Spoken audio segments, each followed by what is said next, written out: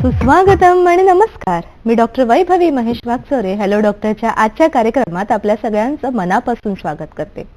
प्रेक्षक हो, असं म्हटलं जातं की दुर्धर आजारांशी जेव्हा आपण सामना करत असतो, त्यांना तोंड देत असतो, तेव्हा खरोखरच औषधी चिकित्सेबरोबरच तो आजार, त्याचे इतर परिणाम आणि त्याचे उपद्रव याच्याकडे सुद्धा लक्ष देणं अत्यंत महत्वाचं असतं. कॅन्सर सारख्या आजारांमध्ये काही ठराविक अवस्थांमध्ये शस्त्रकर्म करण्याची गरज भासते की जेणेकरून कॅन्सर हा इतर अवयवांपर्यंत पोहोचू नये, तो तिथल्या तिथे थांबावा. परंतु असं होतं की कधी कधी शस्त्रकर्म झालं म्हणजे त्यातनं पूर्ण आपली सुटका झाली असं नसतं, आणि हीच एक गरज लक्षात घेऊन कुठल्या शास्त्राद्वारे आपण यातले अधिक बारकावे पाहू शकतो त्याचं मार्गदर्शन आज पाहणार आहोत. आणि यासाठीच आजचा विषय तुमच्या समोर सादर करणार आहोत. तो असा आहे कॅन्सरची शस्त्रकर्म आणि आयुर्वेद. खरोखरच शस्त्रकर्म केल्यानंतर त्यातनं पूर्ण आपली सुटका होते का याचंच मार्गदर्शन आपण पाहणार आहोत. आणि आयुर्वेदाच्या माध्यमातून काय काय इतर आपण सुविधा तिथे उपलब्ध आहेत याच्या मार्गदर्शनासाठी आज आपण स्टुडिओमध्ये बोलवले आहेत प्रख्यात आयुर्वेदिक तज्ज्ञ वैद्य समीर गोविंद जमदाग्नी सरांना. नमस्कार सर, हॅलो डॉक्टर मध्ये मनापासून आपलं स्वागत करते. प्रेक्षक हो, यापूर्वी सुद्धा अनेकविध कार्यक्रमांमधून सरांची आपण ओळख घेतलेली आहे. आजच्या कार्यक्रमाच्या विशेषाने पाहूयात विशेष ओळख. वैद्य समीर गोविंद जमदाग्नी सर हे आयुर्वेदाचार्य आणि आयुर्विद्या पारंगत असे आहेत. गेल्या 34 वर्षांपासून पुणे आणि मुंबई या ठिकाणी आयुर्वेदीय चिकित्सक म्हणून सर कार्य करत आहेत. श्री विश्ववती आयुर्वेदीय रुग्णालय कोल्हापूर येथे प्रमुख चिकित्सक म्हणून सर कार्यरत आहेत. तसंच Nargis Dutt memorial cancer hospital Barshi येथे सुद्धा सर कार्यरत आहेत. कॅन्सर, हृदयरोग, क्रिटिकल इलनेसेस, गतिमंदत्व, मतिमंदत्व, हृदयरोग, पर्सनॅलिटी डिसऑर्डर या आणि यासारख्या अनेकविध उपचारांमध्ये, आजारांच्या उपचारांमध्ये सरांचं विशेष प्रावीण्य आहे. मराठी आणि हिंदी चित्रपट सृष्टीतले अनेक नट आणि नट्या, तसंच साहित्य, क्रीडा, राजकीय आणि सामाजिक क्षेत्रामधल्या अनेक नामवंत व्यक्ती सरांकडे यशस्वी आयुर्वेदीय उपचार घेत आहेत.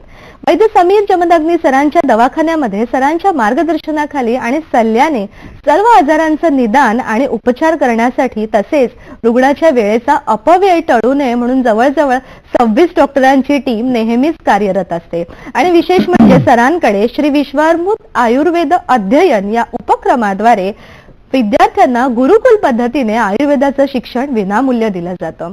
खरोखरच प्रेक्षक हो, आजच्या विषयाच्या अनुषंगाने सुद्धा सर आपल्याला आज पुन्हा एकदा लाभलेले आहात. तुम्ही सुद्धा उत्सुक असाल या विषयामध्ये चर्चेमध्ये सहभागी होण्यासाठी, तर त्यासाठी पाहूयात आपले फोन नंबर.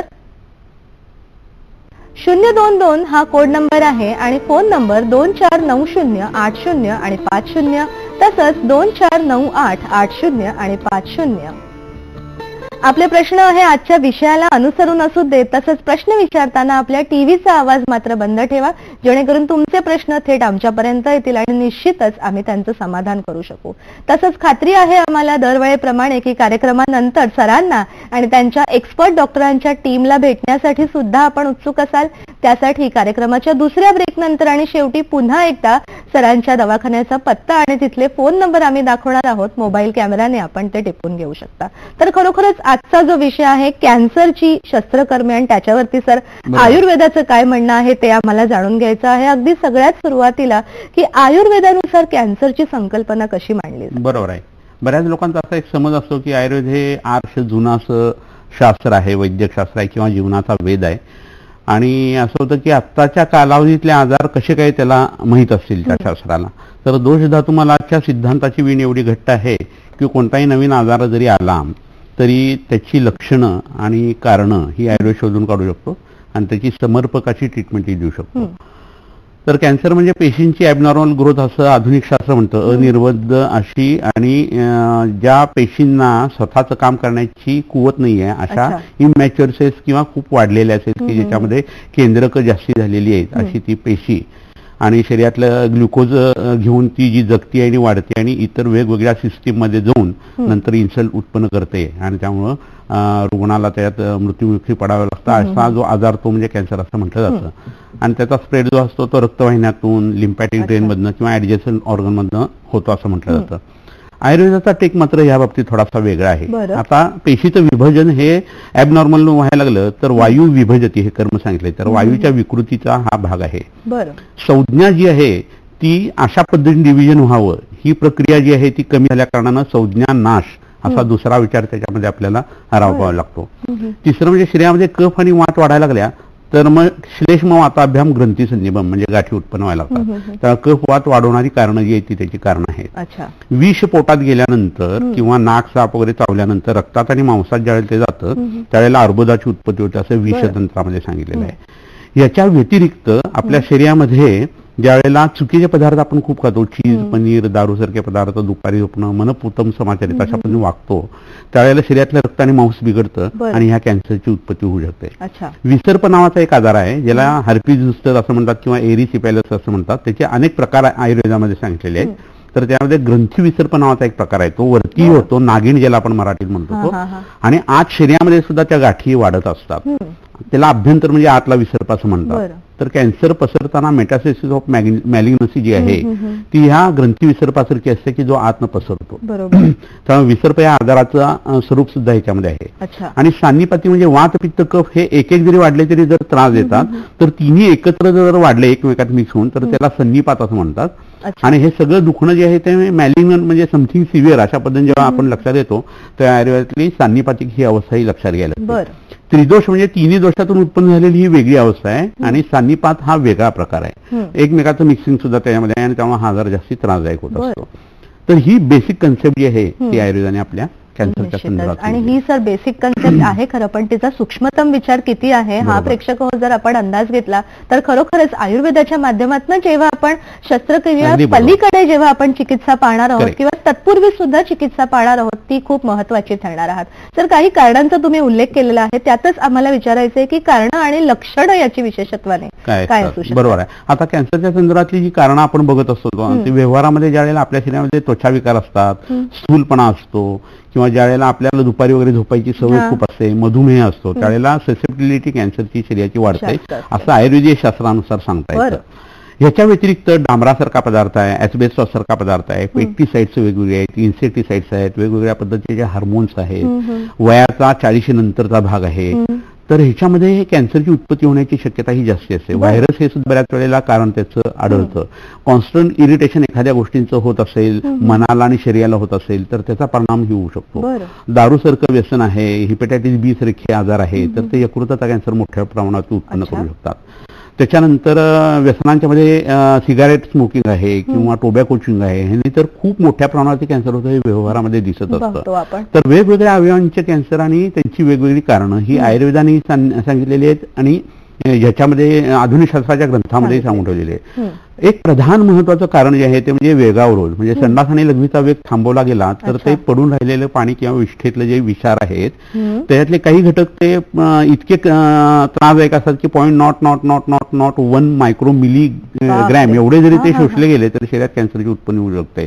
आणि मग तुम्हाला शौचाला लागली आहे तर मिस्टरांचा डबा करायचा आहे, काम काहीतरी आहे, मॅच बघत बसला आणि तुम्ही जर शौचाला गेला नाही तर ते फक्त फिजिकल फेनॉमेना नाही आहे, ते पाणी रिॲब्झॉर्ब होतं शरीरामध्ये, संपूर्ण शरीरामध्ये ब्लड स्ट्रीममध्ये फिरतं, न्यूरोट्रान्समिटरवरती त्याचा परिणाम येऊ शकतो, सिग्नल मेंदूचे जे आहे ते त्रास देऊ शकतात आणि त्यातनं वेगवेगळे आजार उत्पन्न होऊ शकतात. यज्ञपुरुषी अध्याय म्हणून चरकसंहितेत जो सांगितलेला आहे त्याच्यामध्ये अनेक रोगांची कारणं म्हणजे संडास आणि बाथरूमचा वेग आवरून धरणं असं चरकाचार्यांनी स्पष्टपणे सांगितलेलं आहे. आणि चरकस्तू चिकित्सित आहे म्हणजे ट्रीटमेंट करायची असेल तर चरकसंहितेनुसार करावे असं जेव्हा म्हटलं जातं तेव्हा त्यांची हायपोथिसिस जी आहे ती लक्षात घेणं गरजेचं आहे. तर लोक जसं पाणी त्यांच्या मलाचा आणि मूत्राचा वेगाचं विसर्जन करतात त्या पद्धतीने माणसाने विवेकशील राहून या गोष्टी करायला पाहिजेत तर त्यांची निम्मी आजारपणा होणार नाही, कॅन्सर सारखा आजार त्यातून उत्पन्न होणार नाही. आता ह्याच्यानंतरचा भाग जो आहे तो म्हणजे लक्षणांचा भाग आहे. तर पहिली गोष्ट काय होतं तर वजन कमी व्हायला लागतं आणि भूक कमी झालेली असते, चेहऱ्याला अवकळा प्राप्त झाल्यासारखं होतं, चेहऱ्याचं तेज गेलेलं असतं या लोकांचं. तर असं बऱ्याच आजारांच्या मध्ये होतं, त्यामुळे एवढं लक्षण दिसलं की लगेच कॅन्सर आहे असं काही समजू नये. म्हणजे B12 डेफिशियन्सी असली तरी असं होऊ शकतं, मधुमेह असेल तर हे होऊ शकतं, टीबीची सुरुवात असेल तरी असं होऊ शकतं. तर अशी अनेक इतरही कारणं आहेत की ज्याच्यामध्ये हे लक्षण दिसतं. पण तरी सुद्धा असं झालं तर तुम्ही लगेच पटकन जवळच्या वैद्याकडे जायला पाहिजे आणि तुमच्या शरीराची शहानिशा करून घ्यायला पाहिजे आणि त्याच्यानुसार पुढे जायला पाहिजे. मग जो अवयव एखादा असेल त्याच्यानुसार त्याची लक्षणं जी आहे ते बदलतात. त्यात स्तनाचा कॅन्सर असेल तर निपल जे आहे ते रिट्रॅक्टेड म्हणजे आत ओढलं जातं, गाठ हात कुठेतरी लागते. मग गाठ दुखत नाही म्हणताना स्त्रियांना असं वाटतं की मग त्याची काळजी नको, पण न दुखणाऱ्या गाठी ह्याच जास्ती कॅन्सरच्या असण्याची शक्यता असते. मग त्याच्यावरती सुरकू त्या स्तनाच्यावरती खूप आकार त्याचा बदलणं किंवा निपलमधनं थोडंसं पाणी येणं, वय 40च्या पुढे असणं, पाळीच्या तक्रारी त्याच्याबरोबर असणं, असं असलं की ते स्तनाशी संबंधित तो कॅन्सर असण्याची शक्यता असते. पाळी गेलेली आणि काही दिवसानंतर तुम्हाला अंगावरती जायला लागलं, घाण वासाचं जायला लागलं तर गर्भाशयाच्या तोंडाचा कॅन्सर असण्याची शक्यता असते. कुठेही त्वचेवरती एखादा चामखीळ आहे त्यातनं रक्त यायला लागलं, त्याची ॲबनॉर्मल वाढ व्हायला लागली तर आपण त्याची शक्यता कॅन्सरची धरू शकतो. तोंडामध्ये जर अल्सरेशन आहेत आणि लवकर भरूनच येत नाहीत काही केल्या आणि जर तुम्हाला व्यसन असतील, तोंड उघडत नसेल, तुमचं हास्य जे आहे ते अगदी लिमिटेड झालेलं असेल तर सबम्युकोसल फायब्रोसिस असतं आणि आत जखमा होऊन त्यातनं कॅन्सर उत्पन्न होतो. असं प्रत्येक अवयवानुसार वेगवेगळी लक्षणं जी आहेत ती माणसाला, मनुष्याला स्वतःलाही जाणवतात की हे काहीतरी वेगळं आहे. तर व्यसनं असतील तर तुम्ही नक्की विचार करायला पाहिजे या लक्षणांचा आणि जवळच्या वैद्याचा पहिल्यांदा आयुर्वेदिक सल्ला घ्यायला पाहिजे. निश्चितच. म्हणजे सर्वसामान्य लक्षणांसोबत प्रत्येक अवयवानुसार याची विशेष लक्षणं सुद्धा आपल्याला दिसतात आणि त्या वेळेला वैद्यांचा सल्ला घेणं खूपच आवश्यक आहे. सर, एक प्रेक्षक उत्सुक आहेत आपल्याशी बोलण्यासाठी. अरविंद यांचा फोन आहे बीड येथून. नमस्कार अरविंदजी. हा सर. बोला. नमस्कार सर. हा बोला. बोला. प्रश्न असा आहे माझा की मला एक 10-20 वर्षापासून आम्लपित्ताचा त्रास आहे सर, लहानपणापासून असल्यासारखा. तर प्रॉब्लेम कसा आहे की काही अल्सर वगैरे आहेत का असं एकदा मी तपासणी केली, त्याची काही नील निघाला, परंतु जो त्रास आहे तो अजूनपर्यंत कमी नाहीये, कशाला तसंच आहे. बरं. हा, तर त्याच्यावरून काही समजा आपल्याला काही साईड इफेक्ट किंवा कॅन्सर सारखा प्रकार वगैरे असं काही होऊ शकेल का? तुमचं वय किती आणि व्यसन काय आहेत काय तुम्हाला? व्यसन काहीच नाहीत मला, म्हणजे वय किती आहे? वय आहे 53. बरोबर. ठीक आहे अरविंदजी, करतो मार्गदर्शन. काय सांगूयात सर त्यांना? निर्व्यसनी आहेत आणि 53 वर्षाचं वय आहे, पित्ताच्या काळातलं वय आहे त्यांचं. तर पहिल्यांदा B12 सारखं व्हिटॅमिन जे आहे ते रक्तातलं जर कमी झालेलं असेल, यकृतात जे साचून राहिलेलं असतं ते कमी आहे का हे त्यांनी बघून घ्यावं. आणि ते जर 350च्या आत असेल तर बऱ्याच वेळा लक्षणं येतात त्याची. 174 ते 900 पर्यंत रेंज लागते या वयामध्ये. पण अनफॉर्च्युनेटली कसं होतं, हातसडीच्या तांदळात ते मिळायचं ते मिळत नाही हल्ली, किंवा रेड मीट जे आहे त्याला मसाला एवढा घातला जातो की ते नष्ट होऊन जातं. तर त्या दोन गोष्टी नसल्या कारणानं बऱ्याच लोकांना हल्लीची डेफिशियन्सी असते आणि त्यामुळे ही लक्षणं दिसतात. पण बीडमध्ये खूप मोठे मोठे वैद्य आहेत, त्यांच्याजवळ तुम्ही जा. आणि हा मला पित्तावृत्त वात नावाचा आजार वाटतो. तहान लागणं, थोडीशी चक्कर येणं, छाती पोटात जळजळणं, पोट डबवणं असं जर होत असेल तर हा पित्तावृत्त वात नावाचा आजार आहे. त्याच्यात विदग्धा जीर्णासारखी लक्षणं दिसतात, ऊर्ध्व आम्लपित्त किंवा जरत आम्लपित्ताची लक्षणं दिसतात. पण पोटामध्ये अल्सरेशन नाहीये तर तुम्ही काहीच काळजी करू नका. जुलाबाचं औषध जास्त विरेचन ते तुम्ही घ्या. अविपत्तीर चूर्ण म्हणून जे आहे त्याच्या साहाय्याने हे करू शकता तुम्ही. आणि शतावरी चूर्ण शंख भस्मावर घेतलं तरी त्यांचा हा त्रास कमी होईल. तिखट आंबट खारट कमी करायचं आणि चहा आणि कार्बोहायड्रेटचं डायजेशन होत नाही आणि त्याच्यामुळे पालेभाज्या आणि चहा बंद केलं तर यांची जळजळ कमी होईल. श्री बिल्व तेल म्हणून एक वेलफळात आणि शतावरीचं तेल आहे, त्या अंगाला लावलं तर पोटातलं आम्लपित्त बरं होतं. तर तोही प्रयोग तुम्ही करून घ्या, म्हणजे ह्याच्यातनं तुम्ही निश्चित बाहेर पडू शकाल. कॅन्सरची उत्पत्ती ह्याच्यातनं होण्यासारखं आता तर धोकादायक ह्याच्यात काही वाटत नाही, पण कपालभाती आणि अनुलोम विलोम प्राणायाम जर केला तर मग ती शक्यता आणखी कमी होईल. निश्चितच. आणि खरोखर 10-20 वर्षांपासून तुम्ही म्हटल्याप्रमाणे हा त्रास होत आहे, त्यामुळे आता वेळ न घालवता जवळच्या वैद्यांचं मत घेणं आणि आयुर्वेदीय चिकित्सा सुरू करणं हे अत्यंत महत्वाचं आहे. प्रेक्षक हो, या संदर्भातले अनेक चर्चा आपल्याला सरांबरोबर करायची आहेत, विशेषतः म्हणजे कॅन्सरचे कोणते प्रकार असतात आयुर्वेदाच्या दृष्टीने ते, आणि नेहमीप्रमाणे सरांकडनं मिळणाऱ्या काही विशेष टिप्स सुद्धा तुम्हाला दाखवणार आहोत. या लहानशा विश्रांतीनंतर लगेचच भेटूया हॅलो डॉक्टर मध्ये.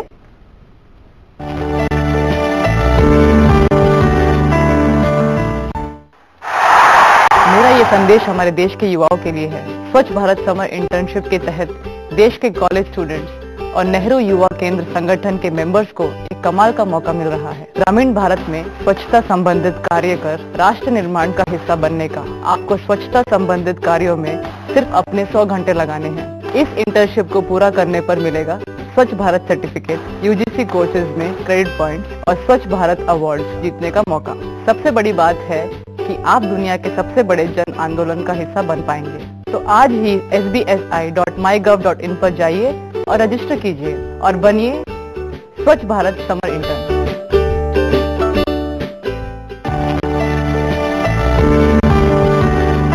विश्रांतीनंतर हॅलो डॉक्टर मध्ये पुन्हा एकदा मनापासून स्वागत करते. आजचा आपला विषय आहे कॅन्सरची शस्त्रकर्मे आणि आयुर्वेद, आणि यासाठी मार्गदर्शक आहेत वैद्य समीर गोविंद जमदाग्ने सर. प्रेक्षक हो, दरवेळेला काही विशेष आयुर्वेदाच्या टिप्स आपण तुम्हाला दाखवत असतो. पाहूयात आजच्या काही विशेष टिप्स. आतड्याला कमजोरी येऊन मलावष्ठंभ होत असल्यास आणि मूळव्याधीमध्ये अळशी म्हणजे जवसची चटणी, तेल हे अत्यंत हितकारक आहे. वाईट सवयींमुळे पुरुषत्व कमी झाले असल्यास मोक्षूर आणि तिळाचे चूर्ण प्रत्येकी 3-3 ग्रॅम घेऊन मधातून आणि शेळीच्या किंवा गायीच्या दुधासह द्यावे. खात्री आहे आम्हाला दरवेळी तुम्ही या टिप्सचा उपयोग करता आणि आजवर बऱ्याचसा तसा फीडबॅक सुद्धा सर आम्हाला नेहमीच येत असतो. पुन्हा सर विषयाकडे वळताना आयुर्वेदाच्या माध्यमातून कॅन्सरचे काही वेगळे प्रकार सांगितलेले आहेत का? बरोबर आहे. आता कसं होतं, रक्तार्बुद या पद्धतीने याचं वर्णन आहे आयुर्वेदामध्ये. ग्रंथी नावाचा विकार सांगितलेला आहे, त्यात ह्या गाठीची संप्राप्ती किंवा पॅथॉलॉजी याची वर्णन केलेली आहे. गंडमाला नावाचा एक आजार आहे घशाच्या ठिकाणी होणारा, त्याला युजली सर्वायकल लिम्फ ॲडिनायटिस असं म्हटलं जायचं. पण गंडमालाची ट्रीटमेंट ही तोंडामध्ये तंबाखू चघळून ज्यांना कॅन्सर झालेला आहे अशा लोकांसाठी खूप उपयोगी पडते असं आमच्या लक्षात आलेलं आहे. तर तो गंडमालाचा जो प्रकार आहे त्याची औषधं जी आहेत ना ती सुद्धा या कॅन्सरच्या आजारासाठी उपयोगी पडतात. लिक्विड कॅन्सर म्हणजे रक्ताच्या संबंधांचे जे कॅन्सर आहेत त्याचं वर्णन जे आहे ते आयुर्वेदामध्ये शीतपूर्व ज्वर किंवा शुक्रावृत्त वात, वातजकास अशा पद्धतीने येत असं लक्षात आलेलं आहे. तर ह्याच्या बरोबरीनं आपल्या शरीरामध्ये हाडांचा कॅन्सर, पुन्हा आतड्याशी संबंधित असलेला कॅन्सर, आतड्याच्या आवरणाशी संबंधित असलेला कॅन्सर, अशा वेगवेगळ्या पद्धतीची लक्षणं असलेले आजार जे आहेत ते आयुर्वेदात सांगितलेले आहेत. आणि त्याची शहानिशा आयुर्वेदीय पद्धतीने जर केली गेली, तो माणूस काय खातो पितो, कसं वागतो, त्याचा व्यवसाय काय, त्याचं वय किती आहे, आणि हे सगळं होत असताना लहानपणापासून त्याला पूर्व व्याधीवृत्त म्हणजे लहानपणापासून झालेले आजार हे खूप महत्वाचे असतात. लहानपणी गोवर कांजिण्या झालेल्या असतात 3ऱ्या वर्षी, पण त्याचा परिणाम 40व्या वर्षी तुम्हाला नागिन होण्यामध्ये जर होत असेल तर तुमचे जुने आजार हे खूप महत्वाचे असतात. आजार कसा उत्पन्न होतो याची एक संप्राप्तीची व्याख्या आयुर्वेदामध्ये दिलेली आहे. यथा दुष्टेने दोषण यथा चानुविसर्गता निवृत्तीरामयस्य असो संप्राप्ती जाती रागती. तर यथादृष्टीने दोषेनं म्हणजे काय, शरीरातले वात पित्त कफ कमी जास्त करणारी जी कारणं आहेत, जे समजा तुम्ही भजी खाल्ली आणि तुम्हाला आम्लपित्त झालं तर भजी खात असताना आम्लपित्ताची सुरुवात आयुर्वेद धरतो. ती भजी हातातनं खाली ठेवायची पथ्य पाळताना, दुसरा आयुर्वेदिक औषध किंवा काढा घ्यायचा, तर तिथनं आजार बरावा लागतो. मला कॅप्सूल द्या, गोळ्या द्या असं करून चालत नाही. तोंडामध्ये भजी लागल्यानंतर जिभेपासून आम्लपित्त सुरू झाले तर जिभेला पहिल्यांदा कडू रस लागायला पाहिजे, तर तिथनं ती संप्राप्ती भंग होते आणि मग कायमस्वरूपी पूर्ण बरं वाटतं आणि पुन्हा आजार उत्पन्न होत नाही.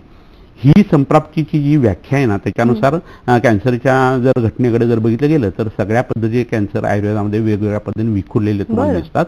आणि मग आयुर्वेदाचं निदान हे वेगळं असतं, आधुनिक शास्त्रात हे वेगळं असतं. आणि निदान बदललं की त्याच्या ट्रीटमेंट्स बदलतात, ट्रीटमेंट बदलल्या की त्याचं साध्यासाध्य बदलतं. तर एका आजाराची एका ठिकाणी ट्रीटमेंट होत नसेल तर दुसऱ्या पॅथीमध्ये ती होत असते. हे कुठेतरी भारतीय लोकांनी लक्षात घ्यायला पाहिजे. अशा पद्धतीने या विषयाकडे बघायला लागतं. तर हे प्रकारांच्या संदर्भामध्ये बोलणं जे आहे ते ह्या पद्धतीने आपल्याला करता येऊ शकतं. खरोखरच तर प्रकारांनंतर जर जेव्हा आपण आता चिकित्सेकडे जाऊ, म्हणजे व्याधीनुसार वेगवेगळ्या अवस्थांमध्ये वेगवेगळ्या चिकित्सा असतात, पण कोणत्या प्रकारच्या ठिकाणी आपल्याला शस्त्रकर्म किंवा ऑपरेशनची गरज भासू शकते? खूप सुंदर प्रश्न विचारला असतो. काय होतं माहिती का की आपल्या आयुर्वेदामध्ये सांगितलेल्या गोष्टीमध्ये आमच्याकडे लोक ज्यावेळेला येतात कॅन्सरचे, त्यावेळेला ते म्हणतात की आम्हाला ऑपरेशन नको, केमो नको असं म्हणून येतात. आणि हे आल्यानंतर मग त्यांना सल्ला देत असताना त्यांना भीतीपोटी ते असं म्हणत असतात किंवा कुठेतरी काहीतरी अर्धवट पिक्चर बघितलेलं असतं आणि पूर्ण गोष्टीची त्यांना कल्पना नसते. त्यामुळे वैद्य, डॉक्टर, होमिओपॅथ कुणाकडेही तुम्ही गेलात ना तर पहिल्यांदा त्याच्यावरती पूर्ण विश्वासाने तुम्ही त्याच्याशी बातचीत करा आणि मग तुमच्यासाठी जे चांगलं आहे तेच तो डॉक्टर, वैद्य किंवा होमिओपॅथ सांगणार आहे. असं जर असेल ना तर तुम्हाला एक सल्ला मुद्दामून सांगतो की कोणत्याही माणसाला मॅलिग्नन्सी किंवा कॅन्सर असताना जेव्हा तो वैद्याकडे येतो त्यावेळेला आयुर्वेदात सुद्धा मांसाच्या ठिकाणी ज्यावेळेला गाठी उत्पन्न होतात, रक्ताच्या ठिकाणी ज्यावेळेला गाठी उत्पन्न होतात तेव्हा शस्त्र, क्षार, अग्नी आणि औषध अशाच गोष्टी सांगितलेल्या आहेत की ज्या आधुनिक शास्त्राशीही जुळतात. म्हणजे शस्त्रकर्म म्हणजे काय, ऑपरेशन करणं, क्षारकर्म, अग्निकर्म आणि औषध असं मांसाच्यावरच्या ट्रीटमेंटसाठी आयुर्वेदात सांगितलेलं आहे. आणि हीच पद्धत केमोथेरपी, रेडिएशन, ऑपरेशन आणि औषध असं आधुनिक शास्त्रही करत असतं. तर कधी नव्हे ते आधुनिक शास्त्राचं आणि आयुर्वेदाचं या ठिकाणी जुळतं असं लक्षात येतं. तर ही खूप चांगली गोष्ट आहे पेशंटच्या हिशोबाने, कारण पेशंटचे वैद्य आणि डॉक्टर यांच्यामध्ये खूप फुटबॉल होत असतो, अक्षरशः हाल होत असतात किंवा सँडविच होत असतं. तर हे सगळं जर लक्षात घेतलं ना तर आधुनिक शास्त्राने सांगितलेल्या ऑपरेशनची जी पद्धती आहे ती पहिल्या अवस्थांच्या मध्ये तर खूपच उपयोगी पडते.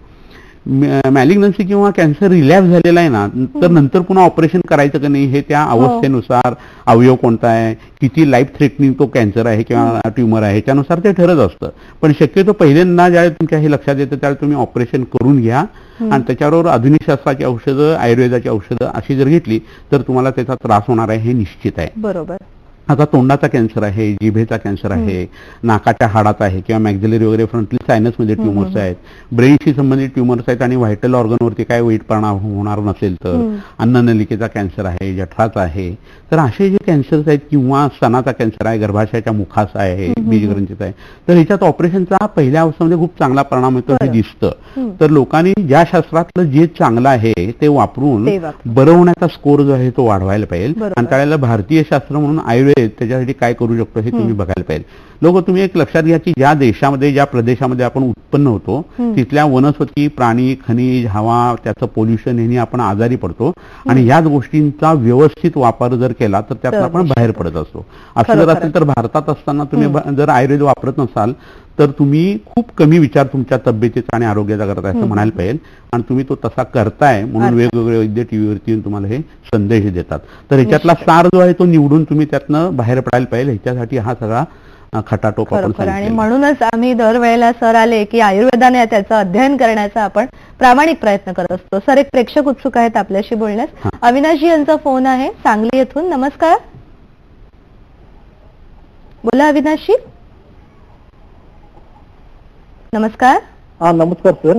हा बोला बोला. सर, आमच्या वडिलांना 10 वर्षापूर्वी कॅन्सर झालता. वडील वारले. नंतर काकांना त्यांच्यानंतर 4 वर्षानंतर कॅन्सर झालता, तेही वारले. आमच्या घरात असं परत होऊ नये ह्यासाठी काय करता येईल? आणि त्या दोघांना कसला कॅन्सर झालेला होता? त्या दोघांना कशाचा कॅन्सर झालेला होता आणि व्यसन होती? तोंडाचाच होता. आणि अनेक मला एक सुचवायचं होतं की आमचे एक बैल होता, त्या बैलाला डोळ्याचा कॅन्सर झाला आणि वडील त्या बैलाच्या संपर्कात सतत होते. मग त्यातनं काय आलो असू शकेल का? त्यांना तंबाखू वगैरे व्यसन होती का? वडिलांना व्यसन होतं, काकांनाही व्यसन होतं. बरोबर. आणि तंबाखूचं व्यसन होतं, पान तंबाखू खात होते. बरं. आणि मांसाहार होता? मांसाहार नाही. आणि मद्यपान? मद्यपानही नाही. बरं, ठीक आहे, काय हरकत नाही. आणि मला हे विचारायचं होतं की आमच्या घरात परत येईल का ते, आणि येऊ नये म्हणून काय करावं? निश्चितच कॅन्सरचा संबंध असा त्यांचा प्रश्न आहे आणि पुन्हा पुढच्या पिढीला येऊ नये म्हणून काळजी. बरोबर आहे. तर कसं आहे, आता त्या बैलाचा काहीच दोष नाहीये आणि फक्त या व्यक्तींचा जो आहे तो म्हणजे व्यसन जे आहे तंबाखू, तर त्याच्यातून त्या तंबाखूला जनावर सुद्धा तोंड लावत नाही. म्हणजे तंबाखूच्या शेताला कुंपण नसतं, कारण कोण चोरी करून ती कच्ची तंबाखू खाऊ शकत नाही आणि जनावर तिथे येऊन चरवू शकत नाही. पण माणूस मात्र ते चघळत बसतो, ही सगळ्यात मोठी शोकांतिका आहे. तर त्याच्यामुळे उत्पन्न होणारा जो अल्सरेशन आणि कॉन्स्टंट इरिटेशन आहे त्यांनी हा भाग उत्पन्न होत असतो. आणि साधारण 2 सेकंदामध्ये ते तंबाखूची किक जी आहे ती मेंदूला बसते आणि 9 सेकंदात ते यकृताकडे जाऊन त्रास देत असतं. तर वर्षानुवर्ष असं जर चाललेलं असेल, शिळ अन्न खाल्लं जात असेल, दुपारी झोपलं जात असेल, तर रक्त बिघडून नंतर या गाठी येतात. तर ह्याच्यामध्ये अनुवंशिकता असण्याचा फारसा काही संबंध नाही तोंडाच्या कॅन्सरमध्ये.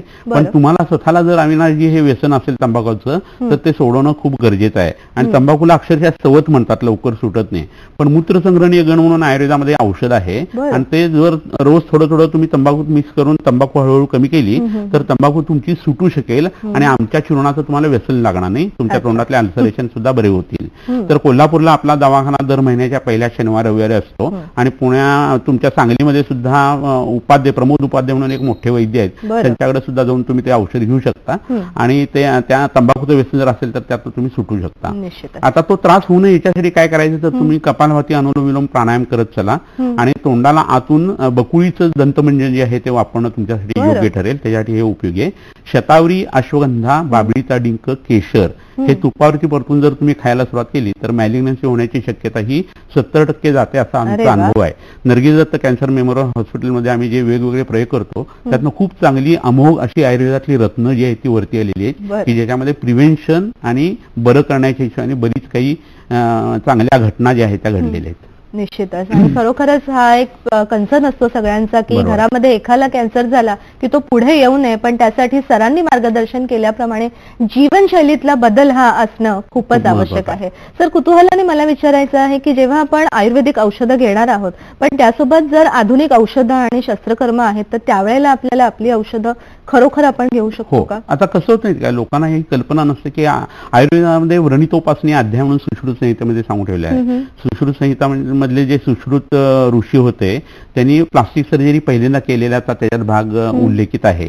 आणि आधुनिक शास्त्राच्या लोकांना सुद्धा ह्याची आता कल्पना आहे. तर त्या व्यक्तीने जखम झाल्यानंतर किंवा ऑपरेशन झाल्यानंतर किंवा ऑपरेशन होण्याच्या आधी काय काय काळजी घ्यावी या पद्धतीने हा विषय मांडलेला आहे. आणि तिथं ह्या न भरून येणाऱ्या जखमा ज्या त्यांना दुष्ट व्रण असं म्हटलेलं आहे. आणि ते युजली मॅलिग्नंट किंवा ट्युबरक्युलर वगैरे असे असतात. आणि त्यावेळेला आयुर्वेदाची एक विवेक्षित वागण्याची पद्धत असते. दिनचर्या, ऋतुचर्या, रात्रीचर्या, खाणं काय करायला पाहिजे, पिणं काय करायला पाहिजे, कपडे कोणते घालायला पाहिजेत, हे जर लक्षात घेऊन तुम्ही ऑपरेशन्स करायला लागलात किंवा तुमची केमोथेरपी किंवा टार्गेटेड केमोथेरपी जर असेल तर त्याचा उत्पन्न होणारा परिणाम जो आहे तो आयुर्वेदिक औषधांनी निश्चित चांगल्या पद्धतीने कमी करता येत असतो. तर त्याच्यासाठी काय करायला पाहिजे की हे केमोथेरपीमुळे काय काय त्रास होऊ शकतो हे पहिल्यांदा बघायला पाहिजे. तर माझ्या मते ते सांगणं हे गरजेचं आहे. जर तोंडावाटे किंवा रक्ताच्या वाटे जरी तुम्ही शिरेवाटे ही केमोथेरपी घेतली ना की पोटाचा इन्सल्ट हा बऱ्यापैकी येतो. म्हणजे मुखकुहरापासून गुदकांडापर्यंत बरंच आतड्याचं टिश्यू जे आहे ते त्याच्यामध्ये खराब होतं. त्यामुळे मग आपल्या शरीरामध्ये डेफिशियन्सी यायला लागते व्हिटॅमिनची. मग त्यामुळे तोंड यायला लागतं, मळमळायला लागतं, उलटी व्हायला लागते, त्याच्यामुळे छाती धडधडल्यासारखं होतं.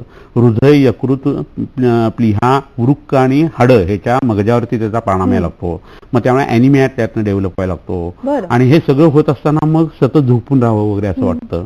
तर हा सगळा भाग होत असताना केस गळायला लागले, नखावरती वाईट परिणाम यायला, चेहऱ्यावरचा भाव जो आहे तो जर हळूहळू ढळायला लागला आणि आपली छाया जी आहे ती वाढायला लागली, प्रभा कमी झाली, कांती कमी झाली, तर आपल्याला असं वाटायला लागतं आपण जास्तीच आजारी आहे आणि मन जे आहे ते पुन्हा निगेटिव्ह फ्रेम ऑफ माइंड मध्ये जातं.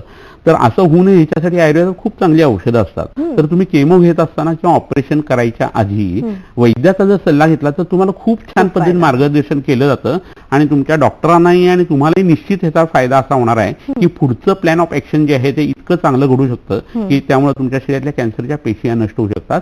चांगल्या पेशी तशाच इंटॅक्ट ठेवून किंवा लवकर रिजनरेट करून. अरे वा, हा सगळा भाग त्याच्यामध्ये होऊ शकतो. निश्चितच. आणि त्यानुसारच आयुर्वेदाच्या माध्यमातून जर सुरुवातीपासूनच आपण ॲलोपॅथी बरोबर किंवा आधुनिक शास्त्राबरोबर मार्गदर्शन घेतलो तर या व्याधीपासून निश्चितच आपली सुटका होऊ शकते. बरोबर. तर आता विचारायचं आहे की आयुर्वेदाच्या माध्यमातून जेव्हा ऑपरेशनच्या तयारीसाठी आपण पुढे जातो तेव्हा काही विशिष्ट कर्म असतात का? बरोबर. त्याबद्दल मार्गदर्शन. हा खूप छान भाग विचारला तुम्ही. कारण कोणतीही गोष्ट करायची म्हटली ना की आयुर्वेदात पूर्व तयारीला खूप महत्व असतं. आता वमन विरेचन द्यायचं तर उलटी जास्ती झाली, जुलाब जास्ती झाले, डिहायड्रेशन झालं तर काय करायचं, ह्याची उपद्रवाची ट्रीटमेंट ही पहिल्यांदा तयारी करून ठेवायची असं सांगितलेलं आहे. त्या हिशोबाने पूर्वकर्म, प्रधान कर्म आणि पश्चात कर्म असा हा भाग आपण करू शकतो. म्हणजे ऑपरेशन करायच्या आधी तुम्हाला काहीतरी पूर्वतयारी जर केली गेली आणि जर तुम्ही ऑपरेशनला सामोरे गेलात तर तुम्हाला त्याचा फायदा हा निश्चितपणे चांगल्या पद्धतीने होऊ शकतो. तर त्याच्यामध्ये महत्वाचा भाग काय आहे तर तुमचं अन्न पहिल्यांदा बदलायला पाहिजे. षडरसात्मक म्हणजे मधुर, आम्ल, लवण, कटू, तिक्त, कशा हे साई रस तुमच्या पोटात जायला पाहिजे. पहिल्यानं गोड खाणं, सगळ्या शेवटी कडू खाणं हे व्हायला पाहिजे. तुम्ही जी वस्त्र घालताय त्यामध्ये लाल रंगाची वस्त्र, खूप भडक वस्त्र अशी घालायला नाही पाहिजे.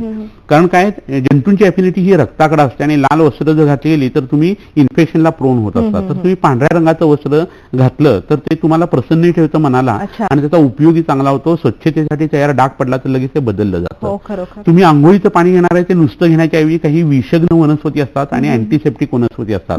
सुरसादी गण आहे, आरगोदादी गण आहे, तो पाण्यात टाकायचा आणि त्या पाण्याने तुम्ही आंघोळ करा साबण वगैरे लावण्याच्या ऐवजी.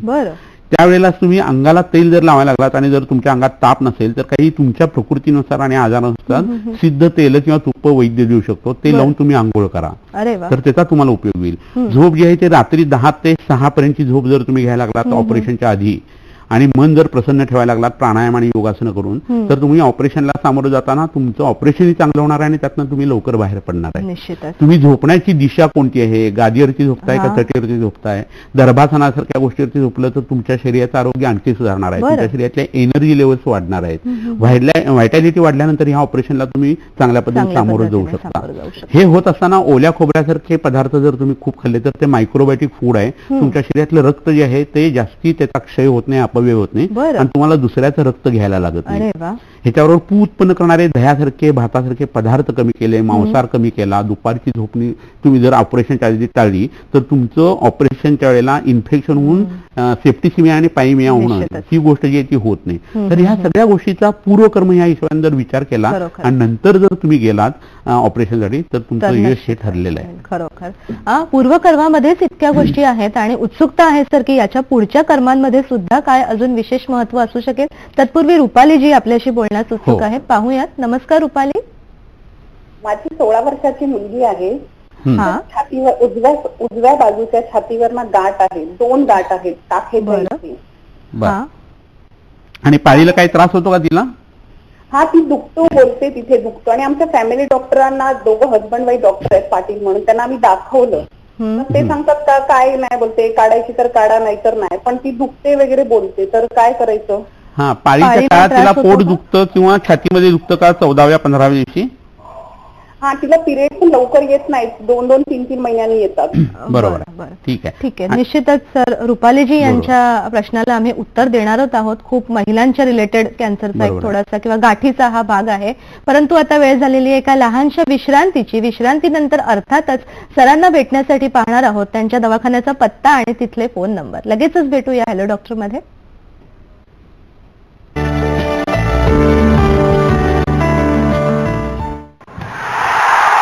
This message goes out to the youth of India. Are you a college-going student or a member of the NYKS?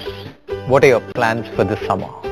Family vacation, travel across the country, or just hanging out with friends? What if I told you that you could spend your summer break making a real difference to the country and earning a valuable experience for yourself? The Swachh Bharat Internship Program is live from the 1st of May to the 31st July 2018. To complete this internship, all you have to do is devote 100 hours of your time this summer contributing to the Swachh Bharat mission, and you will receive Swachh Bharat certificates and a chance to win awards and curriculum credit points for those enrolled in UGC courses. So log on to sbsi.mygov.in, spend a Swachh summer and make Clean India a reality. शरीर संरचना, योगा, नवीन तंत्रज्ञान, आरोग्याविषयी शासकीय सोयी आणि सुविधा, याचबरोबर music थेरपीचाही लाभ, तसेच नामवंत आणि ज्येष्ठ तज्ञ डॉक्टरांचे दूरध्वनी मार्फत थेट मार्गदर्शन. आरोग्य संपदा थेट प्रक्षेपण सोमवार ते बुधवार रात्री 8 वाजता फक्त सह्याद्री वाहिनीवर. विश्रांतीनंतर हॅलो डॉक्टर मध्ये पुन्हा एकदा मनापासून स्वागत करते. आजचा आपला विषय आहे कॅन्सरची शस्त्रकर्मे आणि आयुर्वेद, आणि यासाठी मार्गदर्शक आहेत वैद्य समीर गोविंद जमदाग्नी सर. प्रेक्षक हो, आता सर्वप्रथम पाहूयात सरांना भेटण्यासाठी त्यांच्या दवाखान्याचा पत्ता आणि तिथले फोन नंबर. आपल्या मोबाईल कॅमेऱ्याने आपण हे टिपून घेऊ शकता. श्री विश्वामृत आयुर्वेदीय चिकित्सालय व पंचकर्म केंद्र, 1369 Sadashiv Peth, Natubag, Bajirao road, Pune. Mobile number आहेत 07774918193, 07774929114, 09595810727, 08087347921, तसंच 08087732333. या व्यतिरिक्त 020 हा कोड नंबर आहे आणि लँडलाईन नंबर 24430259. तसंच नेहमीप्रमाणे आताही पाहूयात काही विशेष टिप आपल्या सर्वांसाठी. सतत डोळ्यांपुढे अंधारी आणि भोवळ येत असल्यास जटामांसी चूर्ण 2 ग्रॅम, धमासा चूर्ण 2 ग्रॅम आणि पांढरे निशोत्तर चूर्ण 1 ग्रॅम एकत्र करून एक फुलपात्र गरम पाण्यात घालून 10 मिनिटं भिजत ठेवावं. त्यानंतर गाळून घेऊन अर्धा चमचा तूप साखरेसह पोटातून घ्यावे. असं 21 दिवसांपर्यंत करावं. तसंच फणसाचे गरे खाऊन अजीर्ण झाल्यास आणि पोट बिघडल्यास खोबरं खावं. फणसाचा ऋतूच सर सुरू आहे, त्यामुळे ही टीप निश्चितच आपण वापरू शकता. तर कर्मांमध्ये होतो, विशेषतः पूर्व कर्मांमध्ये आयुर्वेदाचा दृष्टिकोन, त्यात अजून काही गोष्टी आहेत का? मगाच्या काही ज्या गोष्टी आहेत, म्हणजे ऑपरेशन कॅन्सरचं करण्याच्या आधी ज्या तुम्ही गोष्टी आता ऐकून घेतल्या, त्याच्यामध्ये पूर्ण ब्रह्मचर्याचं पालन, नैष्ठिकी ब्रह्मचर्य जे आहे ना, ते जर केलं गेलं तर शरीरातलं शुक्र धातूचं काम जे आहे ते विभजनाचं आणि जननशक्तीचं आहे. तुमच्या शरीरात जर ब्रह्मचर्यामुळे वीर्य साठून राहिलं, मग ती स्त्री असो किंवा पुरुष असू दे, तर तुमचा आजार लवकर बरा होतो, तुमची मनाची धाटिणी सुधारते, ओज सुधारतं, त्वचेचा रंग उजळतो आणि कॅन्सरच्या गाठी एकदा शरीरातून बाहेर पडल्या की संहार शक्ती बाहेर पडते, जीवनशक्तीचा आविर्भाव वाढतो. तर हे ब्रह्मचर्याचं महत्व तुम्ही लक्षात घ्या. मरणम बिंदू पातेन जीवनम बिंदू धारणात यावत बिंदू स्थिरो देहे तावत कालस्य भयंकुता असं म्हटलेलं आहे. तर एवढं ब्रह्मचर्याचं महत्व असेल तर काळात सुद्धा भय राहत नाही. म्हणून जुने ऋषी जे होते ते ऊर्ध्वर येतच झालेले होते. तर तुम्ही प्राणायाम त्याच्यावरती करा. कपालभाती अनुलोम विलोम प्राणायाम केला की ऑक्सिजन कॅरिंग कॅपॅसिटी रक्ताची वाढते. साखरेचं प्रमाण पोटातलं कमी करायचं म्हणजे कॅन्सरच्या पेशी वाढत नाही, त्यांचं न्यूट्रिशन आहे ते बंद करायचं. आणि नॅचरल किलर सेल्स जे आहेत ना त्या ऑक्सिजन शरीरामध्ये जास्ती वाढल्या कारणानं शरीराची धाटणी ही बदलायला लागते. आणि त्यामुळे काय व्हायला लागतं की चांगल्या पेशींचं सामर्थ्य वाढतं आणि कॅन्सरच्या पेशी वाढत नाहीत. म्हणजे शास्त्रज्ञ लोकांना बाहेर कॅन्सरच्या पेशी वाढवता येत नाहीत ऑक्सिजनमुळे. तर ऑक्सिजन जेवढा कमी पडेल तेवढं तुमचं शरीर जे आहे ना ते कॅन्सरला प्रोन होत असतं. म्हणून खांदे पाडून कधी बसायचं नाही, ताट मानेने बसायचं. म्हणजे RSSच्या ह्याच्यामध्ये शाखेमध्ये पहिलं सूत्र असतं की ताट बसायचं आणि तुम्ही जे काय ती प्रार्थना म्हणायची वगैरे ह्या पद्धतीची सूत्र सांगितलेली आहेत. तर त्यामागं काय होतं, फुफ्फुसाची ऑक्सिजन कॅरिंग कॅपॅसिटी वाढते. खांदे पाडले की 1/3 फुफ्फुस वापरलं जात नाही असून सुद्धा असं असेल तर तुमचा श्वास जेवढा दीर्घ होईल ना तेवढं तुम्ही दीर्घायुष्य होता. कारण आयुष्य हे श्वासामध्ये मोजलं जातं आणि पटापट श्वास जर घेतले गेले तर तुम्ही जास्ती लवकर मरणाच्या दारामध्ये जात असता. तर ह्या हिशोबाने प्राणायाम महत्वाचा आहे. आणि सगळ्यात एक महत्वाचा प्रचंड भाग जो आहे ना तो खूप महत्वाचा आहे. आता ऑपरेशनच्या वेळेला पहिल्यांदा जनरल कंडिशन पेशंटची कशी आहे हे बघितलं जातं, बीपी बघितलं जातं, हार्ट बघितलं जातं, साखर आहे का बघितलं जातं, जनरल कंडिशन कशी आहे बघितली जातं आणि ब्लड ग्रुप कोणते आहेत हे बघितलं जातं. पण आयुर्वेदाचा टेक एकदम वेगळा आहे. हे सगळं तर तुम्ही बघाच, परंतु तुमच्या शरीरात असे काही आजार आहेत की ते असताना तुम्ही ऑपरेशन करू नका. ते ऑपरेशन पहिले ते आजार जे आहे ते वैद्याकडे जाऊन किंवा फिजिशियनकडे जाऊन ट्रीट करा आणि नंतर तुम्ही ऑपरेशनला सामोरं जर गेला तर तुम्हाला त्याचा खूप उपयोग आहे. त्यातलं पहिलं म्हणजे तुमच्या शरीरात जर तापाची भावना असेल तर ती काढून टाकायची. तुम्हाला जुलाब होत असेल तर ते पहिले करेक्ट करून घ्यायचे. तुमच्या शरीरामध्ये खोकला किंवा दम लागत असेल तर ते तुम्ही व्यवस्थित करून घ्यायचं. तुम्हाला अनिद्रा किंवा इन्सोमनियाचा त्रास असेल तर तो जो आहे तो करेक्ट करून घ्यायचा. तुम्हाला खूप तहान लागत असेल तर ती करेक्ट करायची. तुमच्या शरीरात मधुमेह असेल तर तो नीट करायचा. तुमच्या शरीरात त्वचारोग जास्ती असतील तर ते कयामध्ये आणायचे. आणि हे सगळं झाल्यानंतर आत्ताची वागणूक सांगून जर तुम्ही ऑपरेशनला सामोरं गेला तर निश्चित आणि निश्चित तुमचा बरा होण्याचा रेट हा नक्की वाढणार आहे. निश्चितच. सर, जेव्हा आधुनिक शास्त्राने बघतो तेव्हा पूर्वकर्मामध्ये या गोष्टींचा विचार होत नाही आणि खरोखर या इतक्या सूक्ष्मतम गोष्टींचा इथे उल्लेख केलेला आहे. आणि अशा पद्धतीने जर आपण पुढच्या प्रधान कर्म म्हणजे ऑपरेशनच्या साठी पुढे गेलो तर निश्चितच आपल्याला यश चांगलं येऊ शकेल. सर, त्यापूर्वी आपल्याला एक फोन होता रुपालीजी यांचा, त्यांच्या मुलीबद्दलचा त्यांचा प्रश्न होता. 16 वर्षाची मुलगी, छातीमध्ये गाठ आहे, काय सांगूया त्यांना? आता बऱ्याच मुलींना छातीमध्ये ह्या गाठी होणं हा प्रकार होतो. तर संन्यास हा शुक्राचा अवयव म्हणून आयुर्वेदामध्ये सांगितलं आहे. मूलस्थानामध्ये त्याचा उल्लेख आहे. आणि संन्यासाची पुष्टी होणं किंवा ते वाढणं किंवा त्या दूध उत्पन्न होणं हे केव्हा घडणार आहे, जेव्हा जठरामध्ये आहार रस तयार होऊन त्याचा एक भाग जो असतो तो रस म्हणून रक्त मांसमय देहाला तयार करतो. दुसरा रज म्हणून उपधातू जो सांगितलाय तो गर्भाशयाकडे येतो. मग बीजग्रंथींचं, बीजवाहिन्यांचं, गर्भाशयाच्या अस्तराचं पोषण करतो. बाळ तिथं म्हणजे जर गर्भ एम्बेड झालेला असेल तर मग त्याची वाढ तो करायला लागतो. पण असं ज्यावेळेला नसतं त्यावेळेला ते रज जे आहे ना ते मग बाहेर पाळीच्या वाटे बाहेर पडून जातं. त्याचा काही अंश जो आहे तो ऊर्ध्वगामी होऊन नंतर स्तन्याशयाची पुष्टी स्त्रियांच्यामध्ये होत असते. तर ग्रंथीरज नावाचा एक दोष सांगितलेला आहे रजाचा, म्हणजे पाळीचं जे रक्त आहे त्याचा एक दोष सांगितलेला आहे. आणि मुलं उत्पन्न न होण्यासाठी जे वेगवेगळे दोष शुक्राच्या, वीर्याचे आणि स्त्रियांच्या रजाचे सांगितलेले आहेत. त्याच्यामध्ये असं सांगितलेलं आहे की वातादी कुणप ग्रंथी पूयक्षीण मलावयम बीजासमर्थम रेतवस्त्रम स्वलिंगैर दोषजमध्ये रक्तेन कुणपम श्लेष्म वाताभ्याम ग्रंथी संनिभम पूयाभम रक्त पित्ताभ्याम क्षीणम मारुत पित्तता असा एक श्लोक सांगितलेला आहे भगवताचार्यांनी. तर त्यामध्ये श्लेष्म वाताभ्याम ग्रंथी संनिभम हे खूप महत्वाचं आहे. श्लेष्म म्हणजे कफ, वात म्हणजे वातदोष. वात आणि कफ वाढले की ग्रंथी संनिभाचं रज तयार होतं, म्हणजे गाठी तयार व्हायला लागतात. मग त्या रजात झाल्या की फायब्रॉइडच्या स्वरूपाने गर्भाशयात होतात आणि तेच रज ऊर्ध्वगामी झाले की छातीमध्ये गाठी येतात. तर त्या मुलीचं वागणं 4 दिवसामध्ये जे आहे ते त्यांनी सुधारायला पाहिजे. 4 दिवसाच्या काळामध्ये जे रजसला परिचर्या आहे ती तिने पाळायला पाहिजे. कोरडं अन्न खाणं किंवा परळामध्ये अन्न घेऊन किंवा हातावरती घेऊन किंवा कोरड्या डिशमध्ये खाणं, जेवल्यानंतर लगेच न झोपणं, जागरण न करणं, पूर्ण 4 दिवस विश्रांती घेणं, आंघोळ न करणं पण स्वच्छता पाळणं, असं जर तिने 4 दिवसात करायला लागलं तर ते रजप्रवृत्ती व्यवस्थित व्हायला लागेल. त्यासाठी देवदारवरिष्ठ किंवा दशमुलारिष्ठ घेता येईल तिला. पोटामध्ये हे घेत असताना त्रिभुवन कीर्तीची गोळी 2 वेळा तुळशीच्या रसाबरोबर घेतली तर या गाठी तिच्या कमी यायला लागतील. आणि कोंबड नखी म्हणून एक वनस्पती मिळते, ती उगावून तिने स्तनावरती जर लावली तर तिच्या गाठी कमी होतील.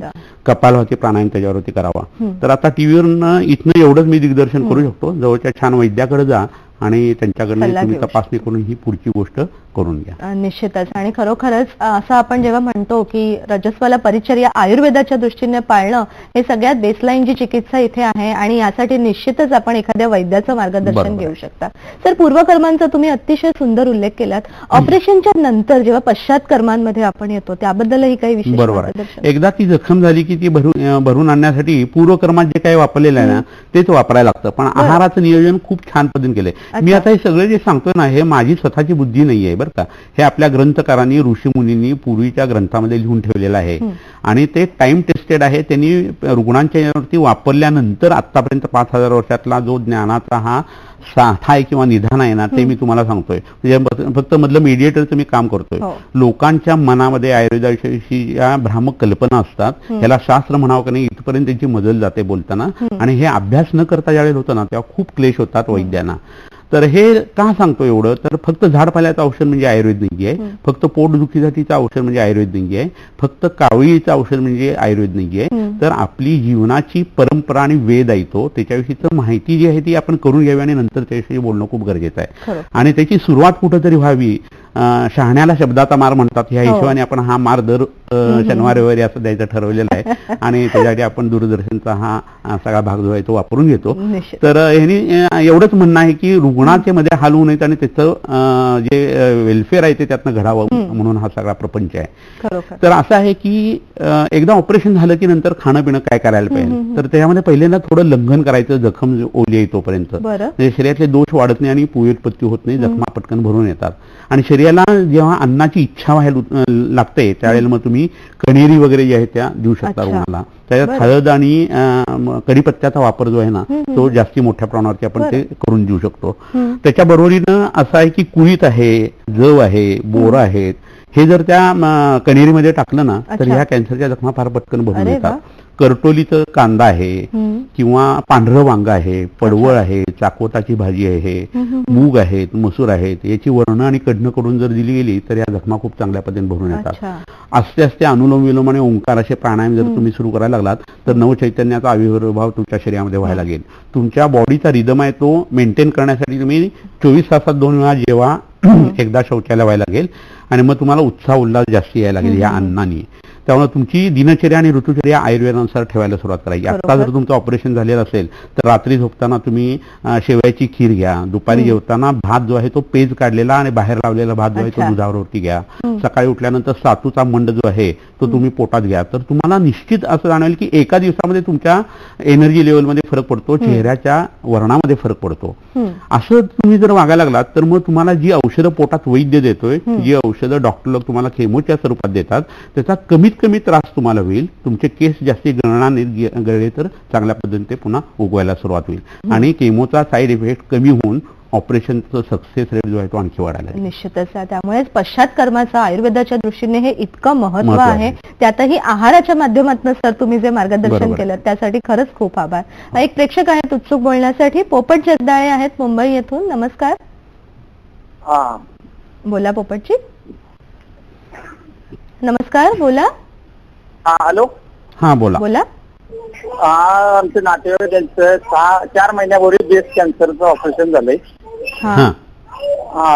तर त्यांना 6 केमो दिले. बरं. आणि आता त्यांना लाईफ टाईम 2 गोळ्या दिले, ते कायम केले आहे. तर ते आयुर्वेदिक औषध उपचार त्याच्यावर घेऊ शकतो का मी? सर पोपटजी यांना आपण मार्गदर्शन करूया. तत्पूर्वी आता एक वेळ झालेली आहे लहानशा विश्रांतीची आणि विश्रांतीनंतर आपण लगेचच भेटणार आहोत. कार्यक्रमातली पुढची चर्चा अशीच सुंदर सुरू राहणार आहे. लगेचच भेटूया हॅलो डॉक्टर मध्ये.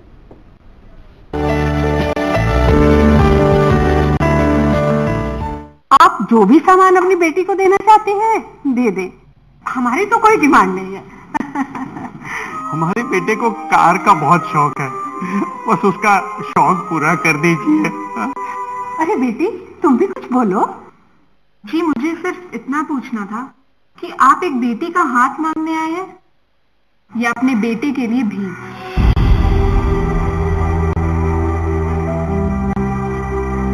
ससुराल तो मैं बाद में जाऊंगी, कहीं दहेज मांगने के लिए आप जेल ना चले.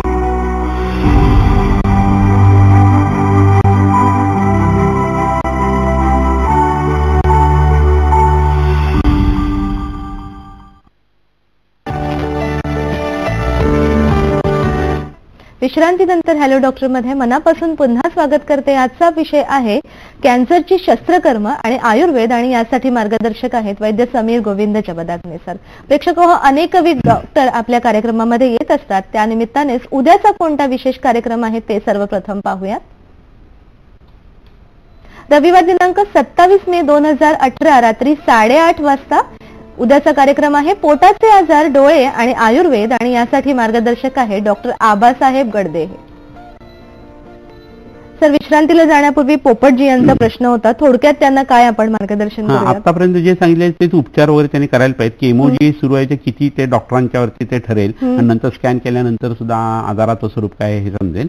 परंतु आता ऑपरेशनच्या आधी केमो देऊन नंतर ऑपरेशन करणं, आणि ज्या ज्या ग्रंथींच्या मध्ये ग्लँड्समध्ये लिम्फॅटिक ड्रेन मध्ये ते आहे ते गाठी काढून टाकणं असा उपचार असतो. त्याच्यावर तुम्ही आयुर्वेदिक आत्ताची सांगितलेली औषधं घ्या. आता काही हिरव्या ओल्या वनस्पती आपण दाखवणार आहे, त्याचाही वापर जर त्यांनी केला गेला तर मग ब्रेस्ट कॅन्सरच्या मधून त्यांची मुक्तता होण्याची शक्यता आणखी वाढेल. निश्चितच. काही विशेष हिरव्या वनस्पती आहेत, त्या कशा पद्धतीने वापरायच्या हे आता पाहूयात प्रत्यक्ष सरांकडूनच.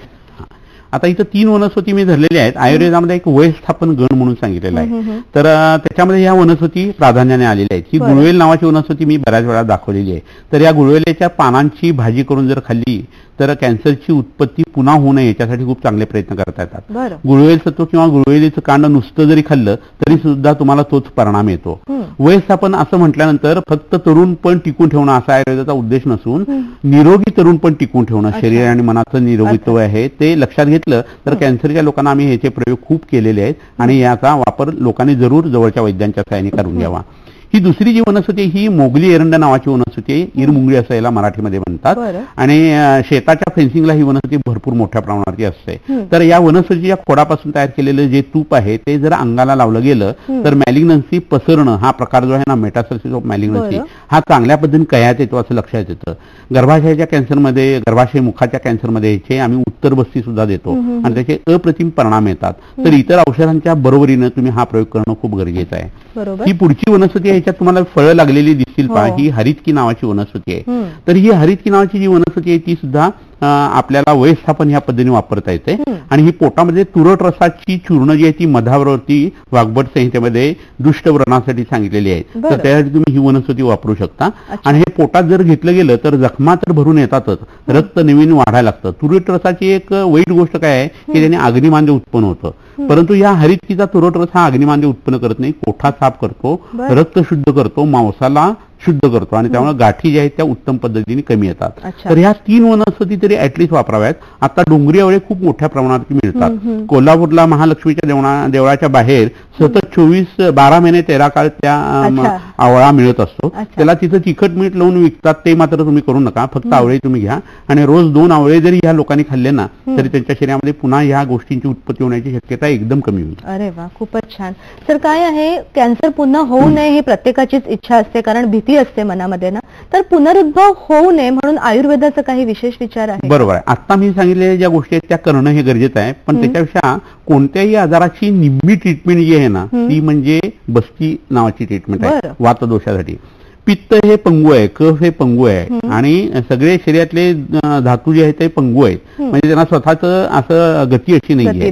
पित्तम पंगू, कफम पंगू, पंगो मल धातवा, वायुना यत्र नियंत्रित तत्र गच्छति मेघवत असं सूत्रच आहे.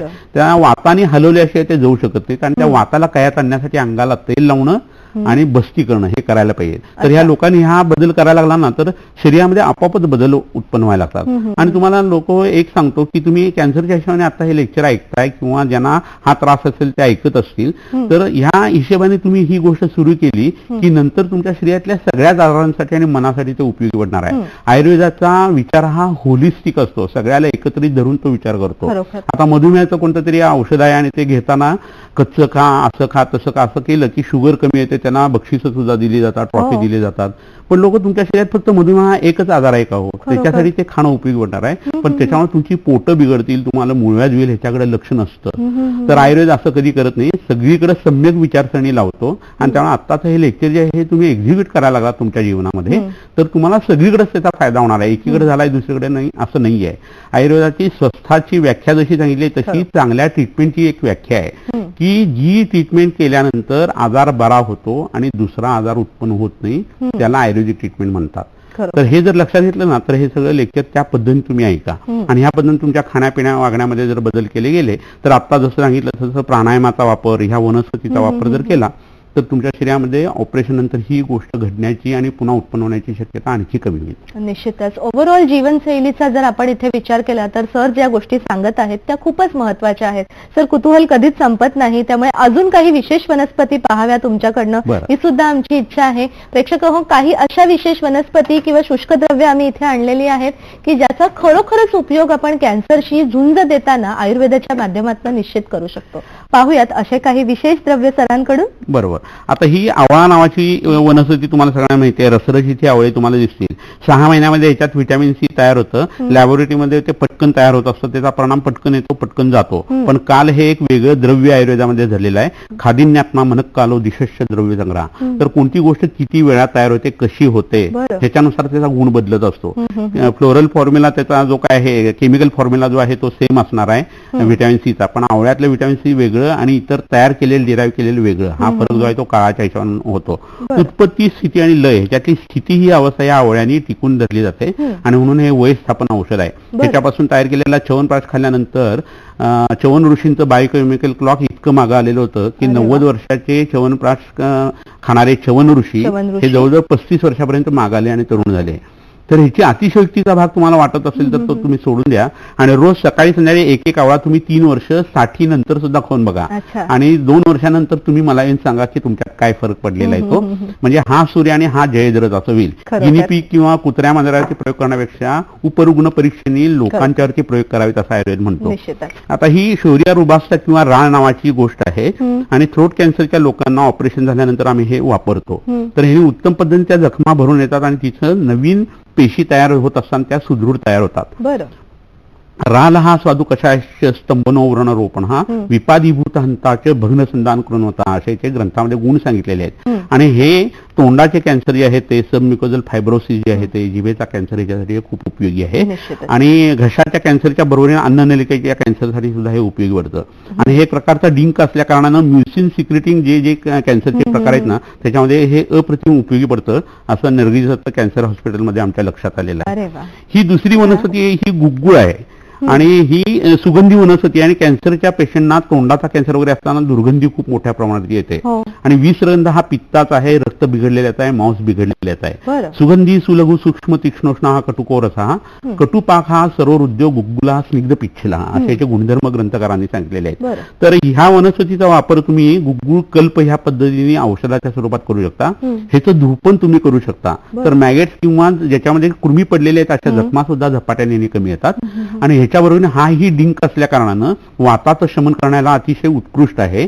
आणि वात शरीरातला कमी व्हायला लागला, बस्ती त्याच्याबरोबर जर तुम्ही करत असाल, अभ्यंग करत असाल, धूपन करत असाल तर मग कॅन्सरच्या जखमाही कमी येतात आणि शरीरातल्या कॅन्सर उत्पन्न होणाऱ्या ज्या घटना आहेत किंवा जी रसायन आहेत त्याच्यावरती ह्याचा अप्रतिम फायदा होतो. अरे वा, इतक्या सुंदर वनस्पती आणि इतकी सुंदर शुष्क द्रव्य की ज्याचा खरोखरच अतिशयोक्ती म्हणून नाही पण विशेषतः हा चमत्कारही नाही, हे आपण अनुभवलेलं आहे, जे शास्त्रांमध्ये लिखित आहे आणि तोच आयुर्वेदाचा वेद हा आपण नेहमीच पाहत असतो. प्रेक्षक हो, आता वेळ झालेली आहे आजच्या विशेष आरोग्य सल्ल्याची. पाहूयात काही विशेष टिप्स यामध्ये.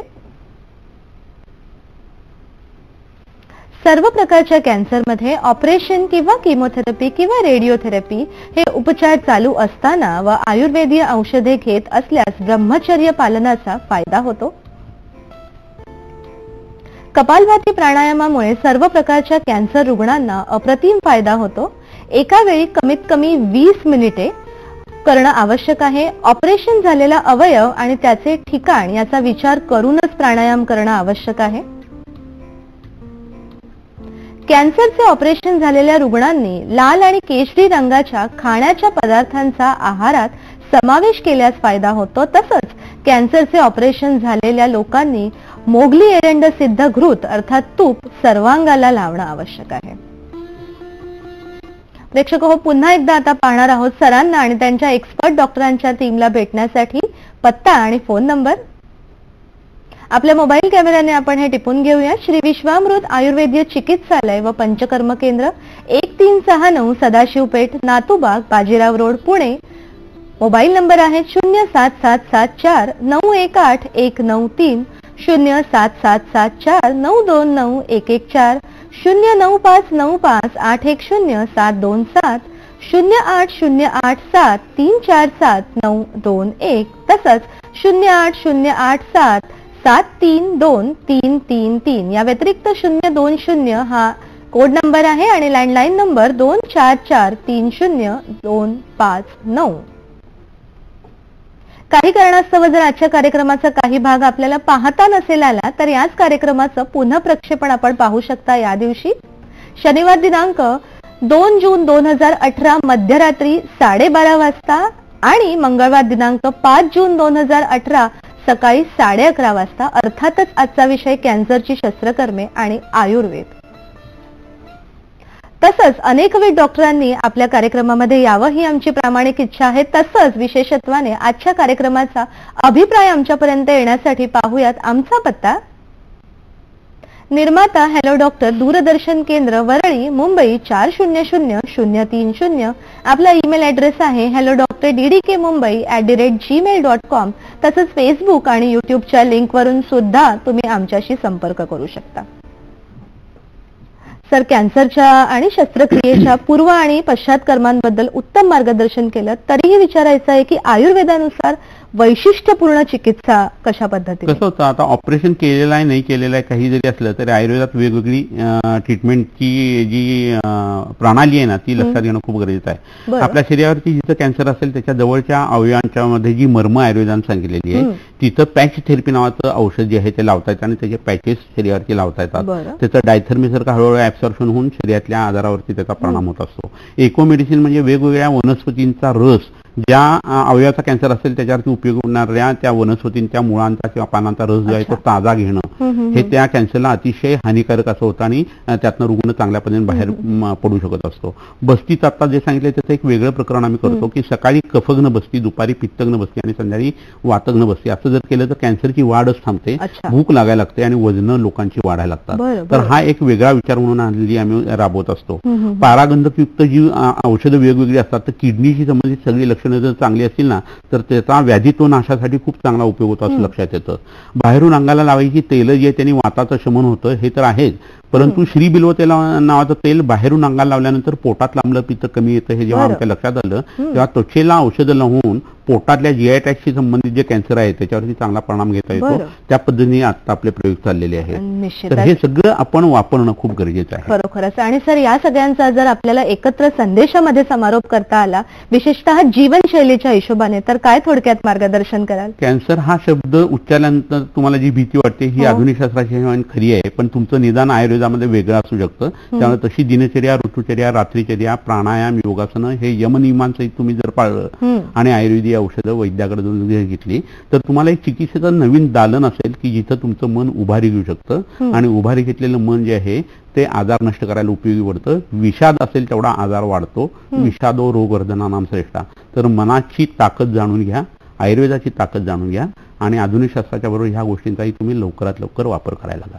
निश्चितच. आणि जिथे आवश्यक आहे तिथे स्वतःला नियंत्रण ठेवा, परंतु जिथे शक्य आहे तिथे आपल्या अपेक्षांच्या पायऱ्या थोड्याशा रुंदावा आणि स्वतःहून एक प्रामाणिक प्रयत्न करणं सुद्धा आवश्यक आहे. सर, आजपर्यंत बऱ्याचशा कॅन्सर रुग्णांना तुम्ही यशस्वी मार्गदर्शन केलेलं आहे. असं म्हटलं जातं की जेव्हा असा एखादा व्याधी होतो तेव्हा मनामध्ये आणि पूर्ण कुटुंबामध्ये आणि समाजामध्ये एक निराशाची भावना येते, परंतु खरोखर असे अनेक रुग्ण जे आपल्याकडनं आजपर्यंत यशस्वी चिकित्सेचा ज्यांनी लाभ घेतलेला आहे त्या सगळ्यांच्या वतीने आणि दूरदर्शनच्या पूर्ण वतीने, पूर्ण टीमच्या वतीने तुमचे मनापासून आभार मानते आजच्या कार्यक्रमाच्या निमित्ताने. आणि प्रेक्षक हो, खरोखरच येणारा दिवस कदाचित शेवटचा दिवस आहे अशी भीती आपल्या मनात असते, परंतु आत्ताच सरांनी मार्गदर्शन केल्याप्रमाणे आयुर्वेद हा आयुष्याचा वेद आहे. त्याचा जर आपण अवलंब केला तर निश्चितच हे आयुष्य कॅन्सर असू दे किंवा अजूनही कुठलीही दुर्धर व्याधी असू दे त्यातनं निश्चितच आपल्याला एक आशावादी किरण मिळणार आहे. याच शुभेच्छांसह पुन्हा भेटूया हॅलो डॉक्टर मध्ये. तोपर्यंत धन्यवाद.